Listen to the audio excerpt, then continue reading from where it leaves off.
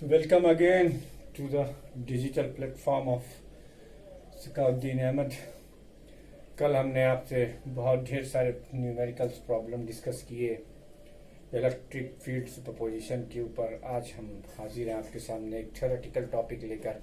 इससे कुछ theoretical question भी बनते हैं। तो हमारे टॉपिक की हेडिंग है इलेक्ट्रिक फील्ड लाइंस। दोस्तों, कोरोना के इस काल में सबकी हालत ख़राब है। सब लोग अपने अपने घर में बंद हैं, इसलिए हम लोग ऑनलाइन प्लेटफॉर्म को यूज़ कर रहे हैं। आप भी थोड़ा कोऑपरेट कीजिए जब तक हम ऑनलाइन चल रहे हैं। आप लोग मेहनत कीजिए हमारे साथ, ताकि आपके कोर्स का कहीं से नुकसान ना होने पाए। ठीक है, तो देखो, कोर्स कम हो जाएगा, ज़्यादा हो जाएगा, ये तमाम अफवाहों के बीच में अभी हम पढ़ना नहीं है। हमें बेसिक, हमने जहाँ से स्टार्ट किया था अपना सफ़र, उसी सफ़र को आगे बढ़ा रहे हैं। उस सफ़र के अगले पड़ाव पर आपके सामने खड़ा है एक नया टॉपिक, जिसे हम इलेक्ट्रिक फील्ड लाइंस के नाम से जान रहे हैं। Electric field lines Michael Faraday का पिक्चोरियल रिप्रेजेंटेशन था, क्योंकि इलेक्ट्रिक फील्ड लाइंस या ग्रेविटेशनल फील्ड लाइंस या मैग्नेटिक फील्ड लाइंस आपको दिखेंगी नहीं, लेकिन उनको एक पिक्चोरियल वे में कैसे रिप्रेजेंट किया जाएगा, इसका सबसे बेहतरीन और genius idea sir Michael Faraday के नाम से आया। थोड़ा बहुत उनके बारे में भी बता देता हूँ। माइकल फैराडे एक ग्रेटेस्ट एक्सपेरिमेंटल साइंटिस्ट जाने जाते हैं। माइकल फैराडे तब तक कोई बात कहते हैं जब तक उसे एक्सपेरिमेंटली वेरीफाई न कर लें। तो माइकल फैराडे के साथ एक बहुत अच्छी बात थी कि वो एक्सपेरिमेंटली वेरीफाइड करके बातें कहते थे, हाइपोथेसिस पे बिलीव नहीं करते थे। पहले एक्सपेरिमेंट, और जब वेरीफाई हो जाए, जब उसे एक्सेप्ट कर लिया जाए, तो फिर वो कोई बात कहते थे। तो माइकल फैराडे का ये हम कॉन्सेप्ट पढ़ेंगे इलेक्ट्रिक फील्ड लाइंस के नाम से। अब यहाँ पर लिखा हुआ है द स्मूथ। स्मूथ का मतलब बीच में कटना नहीं चाहिए कहीं। इमेजिनरी से आप समझ ही गए होंगे कि इमेजिनरी है ये, इसका कोई रियलिटी से लेना देना नहीं है। लेकिन आपकी बेटर अंडरस्टैंडिंग के लिए कॉन्सेप्ट ऑफ इलेक्ट्रिक फील्ड को हम इस इलेक्ट्रिक फील्ड लाइंस को इंट्रोड्यूस कर रहे हैं, इसलिए हमें यहाँ पर इमेजिनरी का वर्ड लेना पड़ा। और आइसोजेनिक, जैसे आपके पास एक धागे की रील है, तो उस धागे की रील अगर अच्छी क्वालिटी का धागा है, तो आप उससे अगर खोदते चले जाएंगे तो आपको कहीं भी उसकी विड्थ, धागे की जो विड्थ होगी, वो कहीं भी आपको नॉन यूनिफॉर्म नहीं मिलेगी, वो यूनिफॉर्म ही मिलेगी। जैसे ये मेरा मार्कर है, तो इस मार्कर में अगर हम इस यहाँ से यहाँ तक की साइड को देखें तो यह आइसोजेनिक है। लेकिन उसके बाद देखो बच्चों, थोड़ा सा काले पोर्शन के अंदर जो है वो कम हो रही है विड्थ, और फिर आप यहाँ देखो ये और मोटा हो जाती है, ये नॉन आइसोजेनिक है। तो एक ऐसा कर्व जो कि हम किसी चार्ज सिस्टम के चारों तरफ ड्रॉ करें और उस पर चलने वाला कोई single isolated charge force experience करें, तो हम उस सिस्टम को, उस कर्व को हम इलेक्ट्रिक फील्ड लाइंस कहेंगे। अब ये तो हो गया इसकी थ्योरेटिकल डेफिनेशन। जैसे देखो, जैसे कि एक पॉजिटिव चार्ज है, इसके चारों तरफ की इलेक्ट्रिक फील्ड लाइंस होंगी वो रेडियली आउटवर्ड इस तरीके से होंगी। हर जगह से रेडियली आउटवर्ड डायरेक्शन में बाहर आएंगी। ठीक है, आप जितनी भी पॉसिबल डायरेक्शन में तीर खींच सकते हो आप बना सकते हैं। ठीक है, ये रेडियली आउटवर्ड डायरेक्शन है। ठीक, और भी चाहे तो आप इसमें और कर सकते हैं। अच्छा, एक खास बात आप इसमें समझिए कि मैं किसी भी लाइन को यहां से टच नहीं करवा रहा। इसकी वजह, कल आपने पॉइंट नोट किया था कि no charge experiences any force in its own created electric field. अपनी क्रिएटेड इलेक्ट्रिक फील्ड में कोई भी चार्ज फोर्स एक्सपीरियंस नहीं करता। यही वजह है कि कोई भी इलेक्ट्रिक फील्ड लाइंस हम इसके अंदर से नहीं दिखा रहे। अगर हम यहाँ पे निगेटिव चार्ज का पैटर्न लें, तो निगेटिव चार्ज के पैटर्न में सिर्फ एक चीज बदल जाएगी, वो क्या? Direction of arrow. ठीक है, ये रेडियली इनवर्ड डायरेक्शन है। ये क्या है? रेडियली इनवर्ड डायरेक्शन है। ये रेडियली इनवर्ड डायरेक्शन है। इस तरीके से हम देख रहे हैं, ये रेडियली इनवर्ड। आप जितनी पॉसिबल लाइंस हो सकती हो आप खींच सकते हैं। बस ये ध्यान रखना है कि आपको रेडियल आउटवर्ड या रेडियल इनवर्ड लेना है। ठीक है, तो ये रेडियल आउटवर्ड है और ये रेडियल इनवर्ड। थोड़ी सी जगह चुरा लेते हैं और यहाँ पर एक चीज मेंशन कर देते हैं, ये रेडियली आउटवर्ड डायरेक्शन है और ये रेडियली इनवर्ड है। तो हमने ये दो की फील्ड लिखी, रेडियली इनवर्ड। ठीक, अब अगर हम एक पॉजिटिव और एक नेगेटिव चार्ज ले लें, एक पॉजिटिव और एक नेगेटिव चार्ज, ठीक। तो ये लाइन ऑफ फोर्स ऐसे जाएंगी, ये सीधी क्यों नहीं है इसका भी जवाब थोड़ी देर के बाद आपको मिल जाएगा, थोड़ा सा इंतजार कीजिए।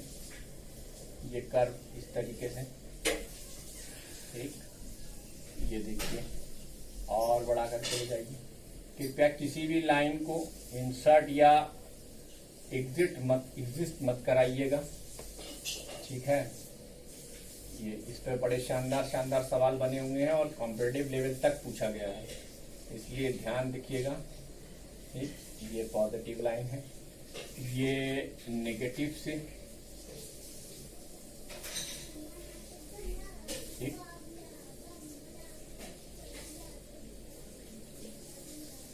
एक और ले लेते हैं एग्जाम्पल, जैसे कि आपके पास एक पॉजिटिव चार्ज प्लेट है, इसके ऊपर एक पॉजिटिव चार्ज है, इसकी इलेक्ट्रिक फील्ड लाइंस कैसे होंगी। अभी हम आगे गॉस थ्योरम पढ़ेंगे, उसमें आपको पता लगेगा कि कंडक्टर से जो फील्ड किसी भी पॉइंट से फील्ड एग्जिट करती है वो नॉर्मल डायरेक्शन में होती है। तो अब इसकी नॉर्मल डायरेक्शन क्या होगी, वो ये लाइन होगी, ये दोनों तरफ यहाँ से फील्ड लाइन्स निकलेंगी, ये दोनों तरफ से फील्ड लाइन्स निकली हुई हैं, ये इसकी इलेक्ट्रिक फील्ड हो गई, ठीक है बेटा। तो ये इस तरीके से आपने 4 पैटर्न देख लिए यहाँ पर इलेक्ट्रिक फील्ड लाइन्स के, ये पॉजिटिव चार्ज का, ये निगेटिव चार्ज का, ये कंबाइंड पॉजिटिव निगेटिव चार्ज का, और ये उसका क्या बोलते हैं कि लाइन ऑफ चार्ज का। ये लाइन ऑफ चार्ज की इलेक्ट्रिक फील्ड है, लाइन ऑफ चार्ज। अच्छा, अगर यही निगेटिव हो जाती, यही अगर निगेटिव हो जाती तो तीर को सिर्फ आप पलट देते, तीर की डायरेक्शन रिवर्स कर देते और आपको नेगेटिव लाइन ऑफ चार्ज की मिलेगी। चलो एक क्वेश्चन आया हुआ हम कर लेते हैं एग्जाम में, कॉम्पिटिटिव एग्जाम में आया हुआ क्वेश्चन कर लेते हैं, है ना।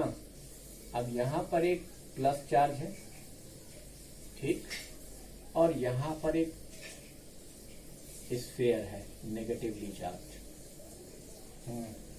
तो फील्ड लाइंस का पैटर्न ड्रॉ करना है, इस क्वेश्चन के लिए हमें फील्ड लाइंस का पैटर्न ड्रॉ करना है, एक पॉजिटिव एक नेगेटिव। तो रूल आपका क्या है, यहां से निकलने वाली हर लाइन इसके परपेंडिकुलर होनी चाहिए, इसके परपेंडिकुलर लाइन ऐसे निकलेगी, पहले निकाल लो लाइन, ठीक, ये लाइनें निकाल लो। अच्छा, अब इस नेगेटिव चार्ज में इनवर्ट फील्ड होगी और वो भी कैसी होगी, रेडियली इनवर्ट। कौन सी डायरेक्शन होगी, रेडियली इनवर्ट।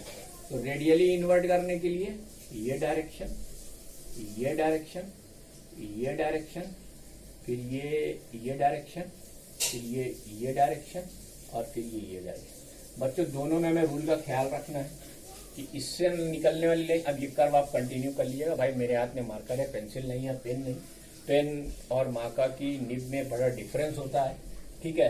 तो ये जहाँ से यहाँ पे आपको ब्रेक दिख रहा है, ये ब्रेक नहीं होना चाहिए, कॉन्टिन्यूअस है, लेकिन आपको समझाने के लिए कि यहाँ से परपेंडिकुलर निकलेगी लाइन्स और यहाँ रेडियली इनवर्ट हो जाएंगी लाइनें।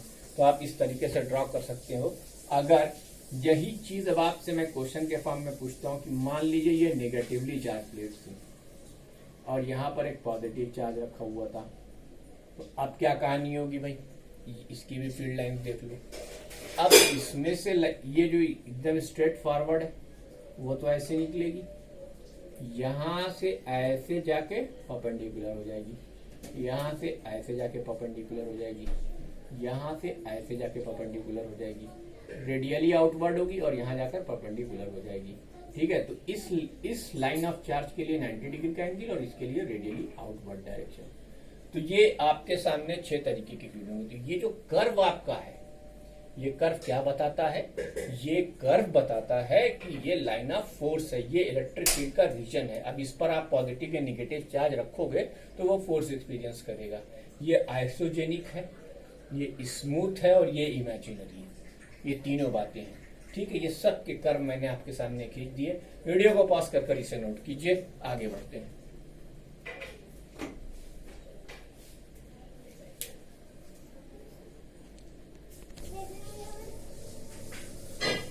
तो इलेक्ट्रिक फील्ड लाइंस के बाद अब उनकी प्रॉपर्टीज डिस्कस करने का समय है। तो पहली property, these lines are imaginary and pictorial representation of electric field of charge system. किसी भी चार्ज सिस्टम की चारों तरफ खींचा गया कर्व उसका सिर्फ पिक्चोरियल रिप्रेजेंटेशन होता है, इसका रियलिटी से कोई लेना देना नहीं। लेकिन मैंने आपसे कहा कि इसको समझाने के लिए कि किसी की इलेक्ट्रिक फील्ड है उसके लिए हम ये कॉन्सेप्ट यूज करते हैं, ठीक है। तो पहला पॉइंट तो बहुत आसान था, दूसरा पॉइंट भी आसान है। These lines always originate from positive charge and terminate at negative charge. आपने इससे पहले वाले बोर्ड पर देखा था कि हमने पॉजिटिव चार्ज में डायरेक्शन ऑफ एरो जो थी वो हमारी आउटवर्ड थी और नेगेटिव चार्ज के लिए हमारी डायरेक्शन ऑफ एरो इनवर्ड थी। इससे साफ जाहिर होता है कि ये पॉजिटिव चार्ज से ओरिजिनेट करती हैं और नेगेटिव चार्ज से टर्मिनेट करती हैं। तीसरा point, as isolated positive and negative charge exist so these lines are open curve. ये एक इंपॉर्टेंट प्रॉपर्टी है, ठीक है। देखो बेटा, हमने 10th क्लास के अंदर डिस्कस किया था कि जो बाम मैग्नेट होता है उसकी जो मैग्नेटिक फील्ड लाइंस होती हैं वो क्लोज कर्व होती हैं, यानी एक बार नॉर्थ पोल से अगर लाइन निकली है तो वो साउथ पोल तक जाएगी जरूर और फिर अंदर भी वो साउथ पोल से नॉर्थ पोल की तरफ जाती है। ऐसा इसलिए क्योंकि मैग्नेट के केस में मोनोपोल एग्जिस्ट नहीं करता, यानी आप कहीं भी किसी भी लेवल पर जाओगे तो आपको साउथ पोल और नॉर्थ पोल साथ साथ नहीं मिलेंगे। लेकिन यहाँ पर नेगेटिव और पॉजिटिव चार्ज अलग अलग एग्जिस्ट करते हैं और मैं आपको फील्ड इसकी ऑलरेडी ड्रॉ करके दिखा चुका हूँ। तो इसलिए आप कह सकते हो कि भाई चूंकि पॉजिटिव चार्ज और नेगेटिव चार्ज अलग अलग एग्जिस्ट करते हैं तो आप ये कह सकते हो कि electric field lines open curve होती हैं, क्लोज कर्व नहीं। मतलब it is not mandatory that every line which is originated from the positive charge must be terminated at negative charge. इस पॉइंट का मतलब ये कोई जरूरी नहीं। इसका सबसे बेस्ट एग्जांपल आपका वो तीसरा वाला एग्जांपल है जो इससे पहले वाले बोर्ड पर लिखा हुआ था कि आपने देखा एक पॉजिटिव और एक नेगेटिव चार्ज में हमने कुछ कर्व तो बनाए जो पॉजिटिव से नेगेटिव पर जा रहे हैं, लेकिन कुछ लाइनें हमने निकाल कर छोड़ दी, उन्हें हमने नेगेटिव तक पहुंचाने की कोशिश नहीं की। या जो नेगेटिव लाइन में नेगेटिव चार्ज में लाइंस आ रही हैं वो जरूरी नहीं है कि बगल वाले पॉजिटिव चार्ज से ही आए। इस पर एक एग्जाम्पल है, बेहतरीन एग्जाम्पल है एनसीईआरटी में, है ना। तो हम उसे अभी डिस्कस करेंगे थोड़े से समय के बाद। इसके बाद चौथा पॉइंट, ये बहुत इंपॉर्टेंट है, सारे बोर्ड में कम से कम 2-2 बार पूछा जा चुका है अब तक की 20 साल की हिस्ट्री, कम से कम 2-2 बार कि these lines never intersect each other because at the point of intersection there will be two tangent which gives two direction of electric field at same point which is against the principle of superposition। भाई principal of superposition क्या कहता है कि एक point पर एक ही electric field होगी, अलग अलग चार्जेस सिस्टम में हो सकते हैं, लेकिन आपको क्या करना है, सारी इंडिविजुअल इलेक्ट्रिक फील्ड का एक नेट निकाल लेना है और एक ही फील्ड होगी, ठीक है। अच्छा, यहाँ से एक बात और पता लगी, पहले तो एक चीज ये नोट कर लो कि जैसे ये देखो एक इलेक्ट्रिक फील्ड लाइंस है, ये एक पॉइंट है, हमने यहाँ पर एक टेंजेंट खींचा तो ये यहाँ की इलेक्ट्रिक फील्ड बता रही है। फिर हमने यहाँ टेंजेंट खींचा तो ये यहाँ की इलेक्ट्रिक फील्ड की डायरेक्शन बता रही है E1 E2। फिर हमने एक टेंजेंट यहाँ खींचा तो ये यहाँ की इलेक्ट्रिक फील्ड की डायरेक्शन बता रही है। तो किसी कर्व इलेक्ट्रिक फील्ड के कर्व के किसी पॉइंट पर खींचा गया टेंजेंट उस जगह पर इलेक्ट्रिक फील्ड की डायरेक्शन बताता है। It tells us the direction of electric field at that point, ठीक है। अब इसी को आगे अगर हम प्रोसीड करें तो ये एक इलेक्ट्रिक फील्ड लाइन, ये इलेक्ट्रिक फील्ड लाइन, ये पॉइंट ऑफ इंटरसेक्शन आप देख रहे हैं। इस पॉइंट ऑफ इंटरसेक्शन पर अगर आप एक टेंजेंट खींचोगे इस तरीके से, एक टेंजेंट खींचोगे इस तरीके से, आप जानते हो कि ये absurd चीज है। क्यों? क्योंकि दो डायरेक्शन हो ही नहीं सकती। बहुत आप कहोगे सर हो सकता है कि हम इसे सुपरपोजिशन से सिंगल डायरेक्शन निकाल लें। अरे नहीं भाई, यहाँ पर ये कहा गया है क्योंकि ये नियम है कि आप इलेक्ट्रिक फील्ड लाइन के किसी पॉइंट पर टेंजेंट खींचेंगे तो वहां की एक पर्टिकुलर फिक्स इलेक्ट्रिक फील्ड की वैल्यू बताएगा। यहाँ पर ऐसा पॉसिबल नहीं है, इसीलिए कहा गया कि two line of forces never intersect each other because at the point of intersection there will be two tangent which is against the principle of superposition of electric field. तो ये 4 पॉइंट आप फिर से वीडियो को pause करके note कीजिए।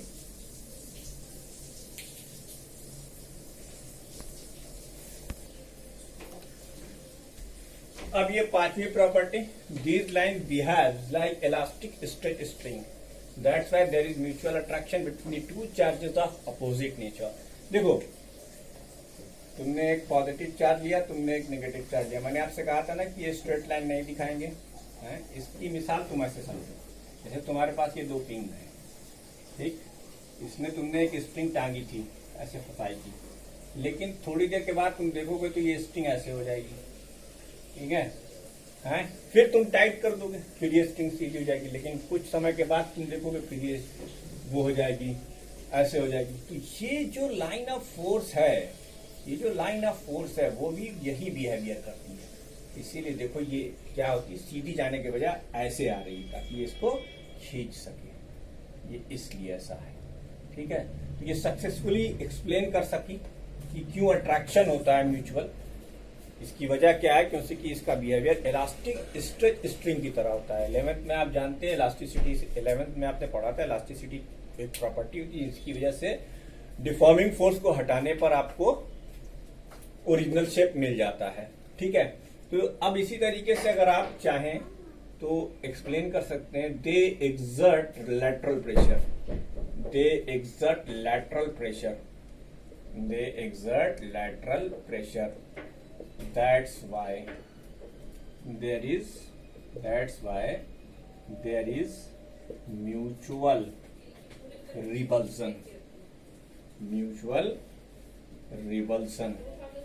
between two like charges, ठीक।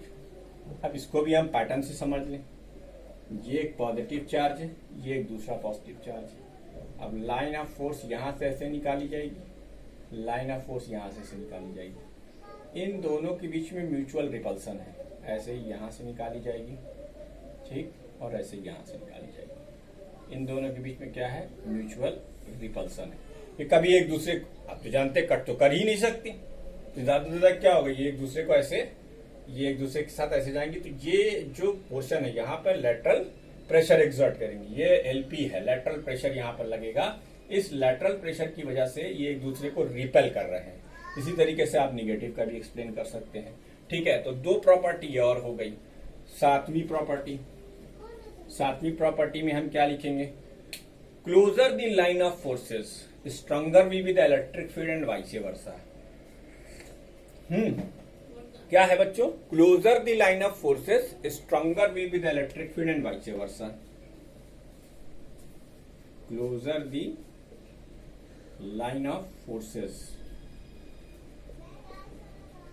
Stronger will be electric field and vice versa. मतलब लाइन जहां पर पास पास होंगी वहां इलेक्ट्रिक फील्ड स्ट्रॉन्गर होगी, और जहां पर दूर दूर होंगी वहां पर क्या होगा, वहां पर इलेक्ट्रिक फील्ड कमजोर होगी। चलो ये जगह जो खाली पड़ी है इसका इस्तेमाल कर लेते हैं, ठीक। देखो एक सवाल से, अब ये एच.सी. वर्मा का प्रॉब्लम है, एक एग्जांपल है एच.सी. वर्मा का, ठीक है। उन्होंने ये लाइन बनाई, ठीक, ये लाइन बनाई, ये दो पॉइंट लिए, ठीक है।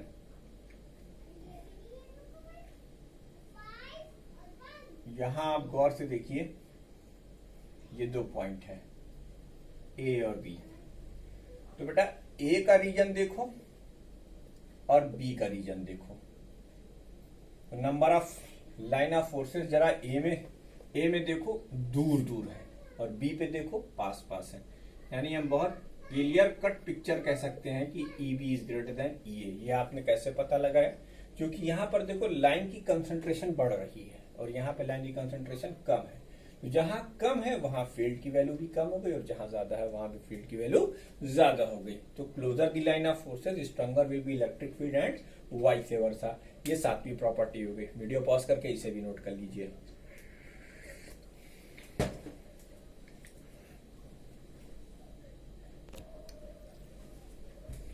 अगली property, these lines never cross the conductor.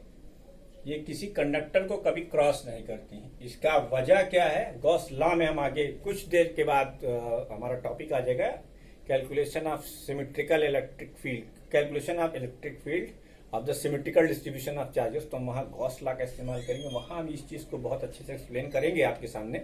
अभी घबराइए मत, तो these lines never cross the conductor, conductor को कभी क्रॉस नहीं करती, और दीज लाइन्स ओरिजिनेट और terminate normally from a conductor. इन दो प्रॉपर्टी को मिलाकर आईआईटी ने आपके सामने एक सवाल पेश कर दिया। अब वो सवाल क्या था वो देख लीजिए। Which line correctly represent which line correctly represent the electric field line of a conductor, ठीक, of a conductor। तो ये फिगर बना हुआ था, ये स्फेरिकल कंडक्टर है, एक लाइन उन्होंने ऐसे दी हुई थी, एक लाइन उन्होंने ऐसे दी हुई थी, ठीक, एक लाइन उन्होंने ऐसे दी हुई थी, और एक लाइन ऐसे दी हुई थी, ठीक। 4 ऑप्शन थे, ए बी सी या डी। अब तुम बताओ कौन सा सही। तो बेटा ए तो इसलिए एब्सर्ड हो गया क्योंकि कंडक्टर के अंदर से जा रहा है, और सी भी इसीलिए एब्सर्ड हो गया कंडक्टर के अंदर से जा रहा है। संभावना बी और डी में बचती है, ठीक है। तो बी इसलिए एब्सर्ड हो गया क्योंकि आपसे कहा गया कि नॉर्मल, और ये नॉर्मल डायरेक्शन नहीं हो सकती, आप यहाँ पे 90 डिग्री एंगल नहीं खींच सकते। स्फेरिकल कंडक्टर के लिए नॉर्मल डायरेक्शन का मतलब होगा रेडियस के अलोंग बाहर जाना और रेडियस के अलोंग अंदर आना, तब वो 90 डिग्री का एंगल आएगा। तो इस पर्सपेक्टिव में हम कह सकते हैं कि हमारा ऑप्शन नंबर डी सत्य है। यही एक प्रॉब्लम सत्य हो सकती है, यही एक तरीका हो सकता है स्फेरिकल कंडक्टर की इलेक्ट्रिक फील्ड लाइन को रिप्रेजेंट करने का, जो उनके ऑप्शन थे। हालांकि उनको यहाँ से ये काट लेना चाहिए था, लेकिन खैर चलो वो जैसा भी है, ठीक है। अब ये जो 10वीं प्रॉपर्टी है, line of force is directly proportional to magnitude of charge, बेटा इसको जरा हम एक्सप्लेन कर दें। कहो let N1 and N2 are the lines originate or terminate